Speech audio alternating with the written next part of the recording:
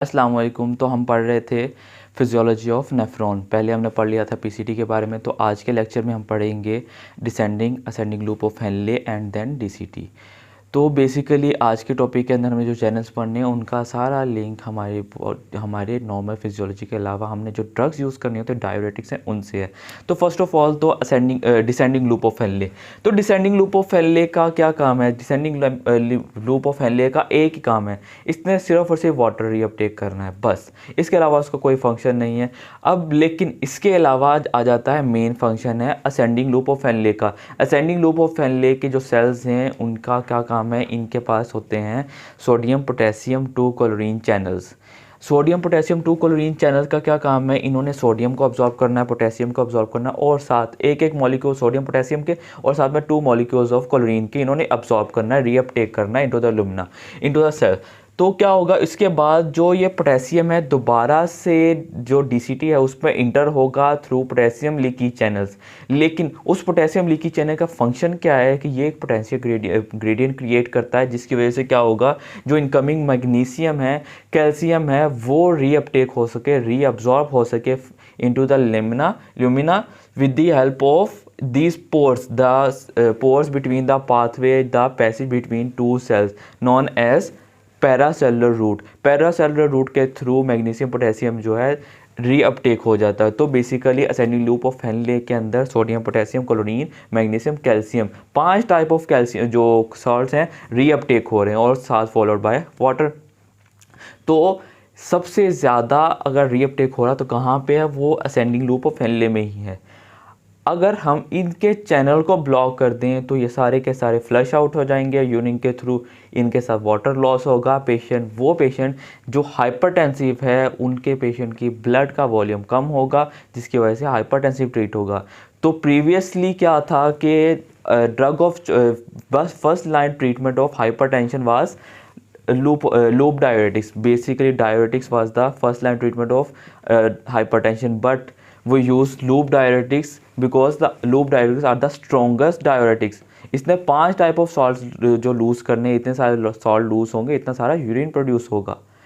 Then उसके बाद आ जाता है early DCT, early distal convoluted tubule. Early DCT के अंदर जो सेल्स हैं उनके पास सोडियम क्लोरीन रीअपटेक के लिए चैनल्स हैं और कैल्शियम रीअपटेक चैनल्स हैं। तो कैल्शियम रीअपटेक होगा यहाँ से with the help of PTH, parathyroid hormone आएगा यहाँ से, कैल्शियम चैनल को स्टिमुलेट करेगा, कैल्शियम रीअब्सॉर्ब होगा फ्रॉम द जीएफआर। दूसरा क्या होगा? यहाँ से सोडियम क्लोरीन चैनल रीअपटेक होंगे और यहाँ पे फिर जो डीसीटी के सेल्स हैं वहाँ से लुमिना के अंदर हमारे जो सोडियम है वो रीअपटेक होगा with the help of sodium potassium ATPase pump. यहाँ पे सोडियम और पोटेशियम काउंटर ट्रांसपोर्ट चैनल है जो कि एक्टिवेट होता है with the help of ATPs. तो क्या होगा? 3 सोडियम के चैनल रीअपटेक होंगे और 2 पोटेशियम चैनल जो हैं, 2 पोटेशियम जो पोटेशियम है वो लॉस होगा। और साथ में सोडियम के साथ क्लोरीन आ रहा था, क्लोरीन जो है वो अपने क्लोरीन चैनल्स के थ्रू रीअपटेक हो जाएगा into the lumina, into the blood capillaries, into peritubular capillaries और वेसा रेक्टा। देन आ जाता है लेट डीसीटी। लेट डीसीटी के अंदर क्या होता है? लेट डीसीटी के अंदर सबसे पहले आ जाएंगे सेल्स जिनके पास होगा एक प्रोटीन का नाम है एक्वापोरिन प्रोटीन्स। नाम से जाहिर हो रहा है एक्वा मतलब पानी से रिलेटेड होगा। ये प्रोटीन्स नॉर्मली सेल्स के अंदर पाए जाते हैं, लेकिन जब इनके ऊपर इनको स्टिमुलस मिलता है तो ये सेल मेम्ब्रेन पे जाके अटैच हो जाते हैं और पैसेजवे काम करता है और यहाँ से ये पानी को रीअपटेक करते हैं, पानी को अब्जॉर्ब करते हैं फ्रॉम द जीएफआर। तो इनका काम है जो यूरिन है उसको कॉन्सेंट्रेटेड या डाइल्यूट प्रोड्यूस करना। तो अब ये तब जाके लगेंगे जब हमारी बॉडी के अंदर एडीएच प्रोड्यूस होगा, और एडीएच तब प्रोड्यूस होता है जब पिट्यूटरी ग्लैंड स्टिमुलेट होता है, और पिट्यूटरी ग्लैंड तभी एडीएच सिक्रीट करेगा जब बॉडी को डिहाइड्रेशन होगी, पेशेंट को डिहाइड्रेशन होगी, पिट्यूटरी स्टिमुलेट होगा, एडीएच प्रोड्यूस होगा। और एडीएच क्या करेगा? एडीएच जाके अपने एडीएच रिसेप्टर्स पे अटैच होगा, वहाँ से सिग्नल जाएगा कहाँ पे? एक्वापोरिन प्रोटीन्स पे। एक्वापोरिन प्रोटीन्स कहाँ अटैच हो जाएंगी? सेल मेम्ब्रेन पे, और वहाँ से वाटर अब्जॉर्प्शन स्टार्ट हो जाएगी। इस तरीके से कॉन्सेंट्रेटेड यूरिन प्रोड्यूस होता है, वाटर सेव कर लिया जाता है।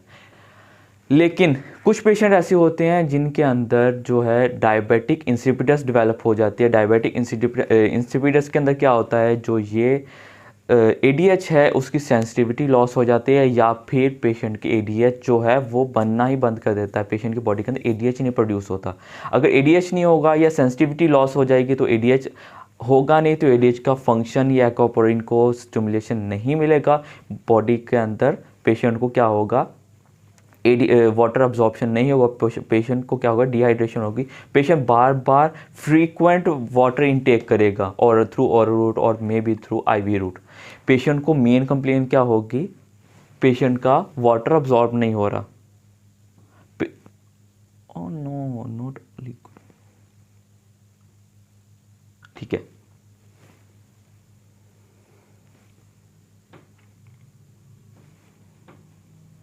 ठीक है। अब क्या होता है, इसके अलावा डायबिटिक इंसिपिडस के अंदर तो पेशेंट को क्या है, पेशेंट का वाटर अब्जॉर्ब नहीं हो रहा, सारा का सारा वाटर कहाँ जा रहा है, यूरिन के थ्रू बॉडी से एलिमिनेट हो रहा। पेशेंट को पॉलीयूरिया डेवलप होगा। ये दो फीचर्स होंगे, पेशेंट को फ्रीक्वेंट पॉलीयूरिया होगा, दूसरा पेशेंट डिहाइड्रेटेड होगा, तीसरा पेशेंट फ्रीक्वेंट सिपिंग करेगा, फ्रीक्वेंटली बार बार पेशेंट क्या करेगा, वाटर इनटेक करेगा इन डायबिटिक इंसिपिडस।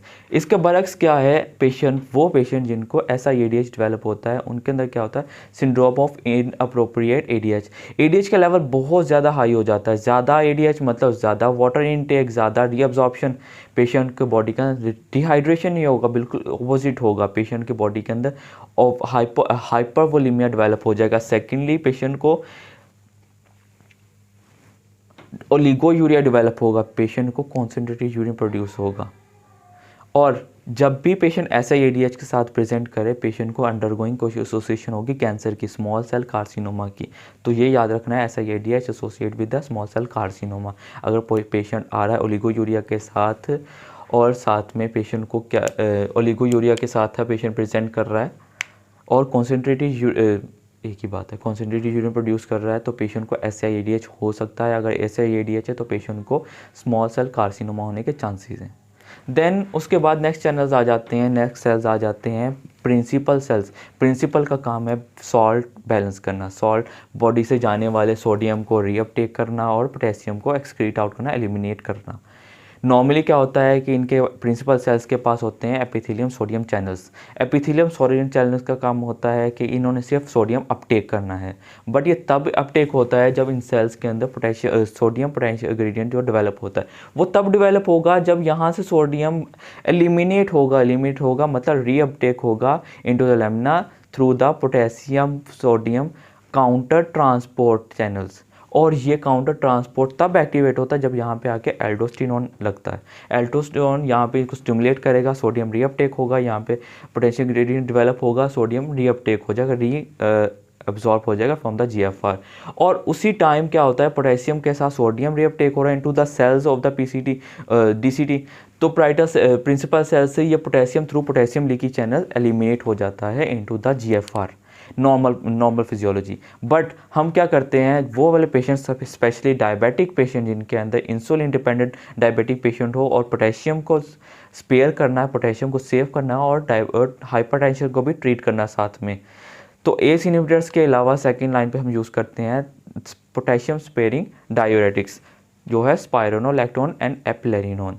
स्पाइरोनोलैक्टोन का एक साइड इफेक्ट कॉमनली MCQs में पूछा जाता है कि ये गायनेकोमेस्टिया कॉज करता है in males, breast development cause करता है इन मेल, जिसकी वजह से ये स्पाइरोनोलैक्टोन क्या करेगा, स्पाइरोनोलैक्टोन आके इन चैनल्स के ऊपर एक्टिवेट करेगा, यहाँ पे एल्डोस्टेरोन एक्टिवेट नहीं कर पाएगा, पोटेंशियल ग्रेडियंट डेवलप नहीं होगा, तो सोडियम इनटेक नहीं होगा, पोटेशियम एक्सक्रीट आउट नहीं होगा।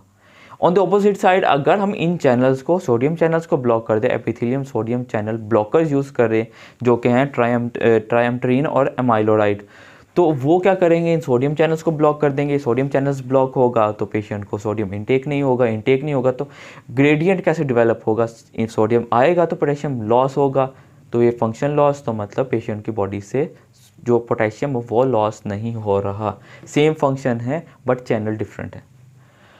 Then leastly and most importantly patient के आ जाते हैं डीसीटी के लास्ट डीसीटी में, लेट डीसीटी में क्या आता है, intercalated cells. Intercalated cells 2 type के होते हैं, अल्फा और बीटा। इनका फंक्शन होता है बॉडी के अंदर एसिड बेस बैलेंस क्रॉस करना।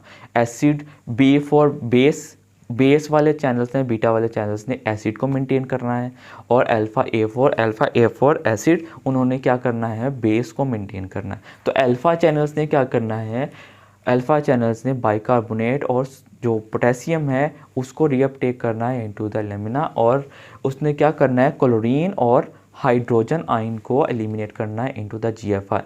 अब ये आते कहाँ से हैं हमारी बॉडी के अंदर, अगर पीसीटी के अंदर याद हो, कार्बन डाइऑक्साइड वाटर के साथ मिलके with the help of carbonic anhydrase क्या कर रहा था, बाइकार्बोनेट और हाइड्रोजन आयन बना रहा था। ये बाइकार्बोनेट अब्जॉर्ब हो जाता है by the mean of bicarbonate chlorine counter transport.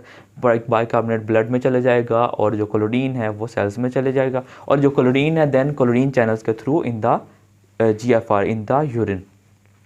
और जो हमारा यहाँ से निकला था प्रोटॉन, जिसको हमें लॉस करवाना है with the help of proton potassium counter transport, proton loss हो जाएगा और पोटेशियम इनटेक हो जाएगा। फिर पोटेशियम जो है पोटेशियम चैनल के थ्रू रीअपटेक हो जाएगा। इसका बिल्कुल रिवर्सल है, इसका ऑपोजिट है, सेम वही मैकेनिज्म है। यहाँ पे हाइड्रोजन अब्जॉर्ब हो जाएगा, पोटेशियम अब्जॉर्ब हो जाएगा इनटू द लेमिना, एंड जो प्रोटॉन एंड क्लोरीन है वो रीअपटेक होगा into the lamina, and potassium and bicarbonate loss हो जाएगा इनटू द यूरिन। तो ये था DCT and ascending loop of Henley.